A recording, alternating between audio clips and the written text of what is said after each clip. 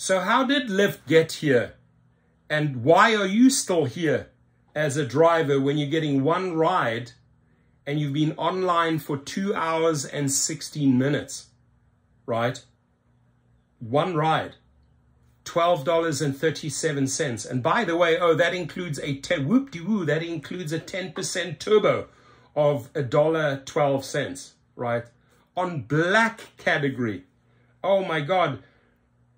Black SUV, once upon a time, I mean, the starting point was $15, $24 or $20, just the starting point, right? That was the minimum you'd make if you drive down the road. And now we're at a point, an all-time low, when you're waiting around for 2 hours and 16 minutes, you're getting a ride and you're making $12.37. Now, if you're a driver and this pattern is happening a couple of times on a weekly basis, get out. Or you'd have to just switch off and go off into a complete different area, maybe downtown.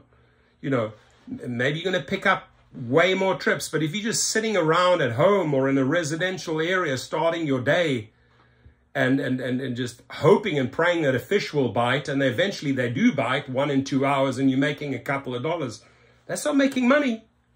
That's working backwards.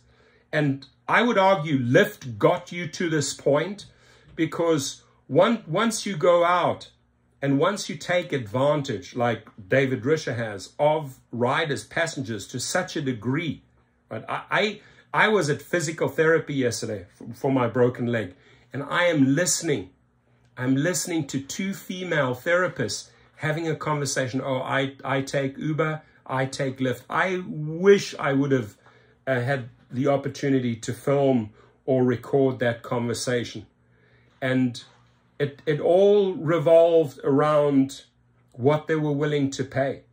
The one lady said that Lyft is exploiting, overcharging. Why should I take a Lyft?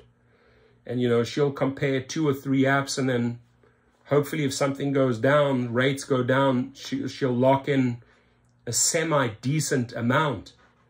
But it was mind-blowing, that conversation. I wish I caught it. And I think this is what's happening. It's the greed.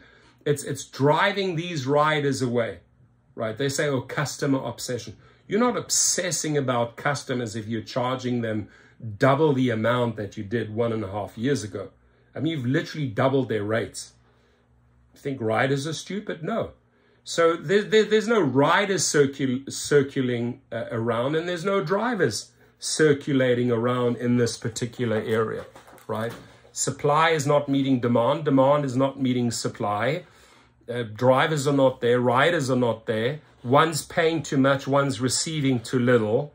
And this happens. So this is like the time, my friends, right? When you're going to have, like, you got to have a brain fart here, right?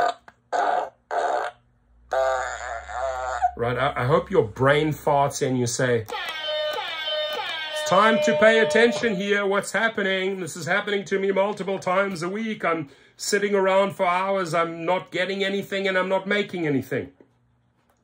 You either move on, or maybe you bounce over to the other platform, or maybe you head off into, you know, a busy area around lunchtime, maybe like downtown LA.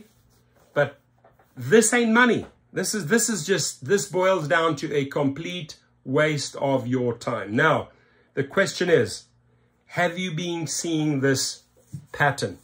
If yes, report. Yeah, I'm in Philadelphia, zip code so-and-so.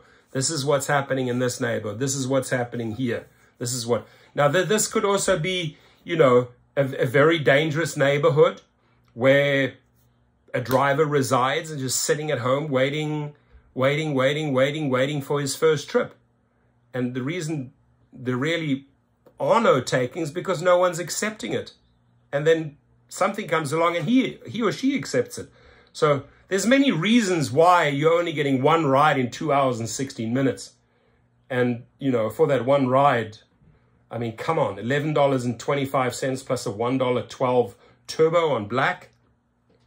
I mean, where's David Risher taking this company, ladies and gentlemen? Where? Your comments, please. I'd love to hear your feedback on this one. Thank you.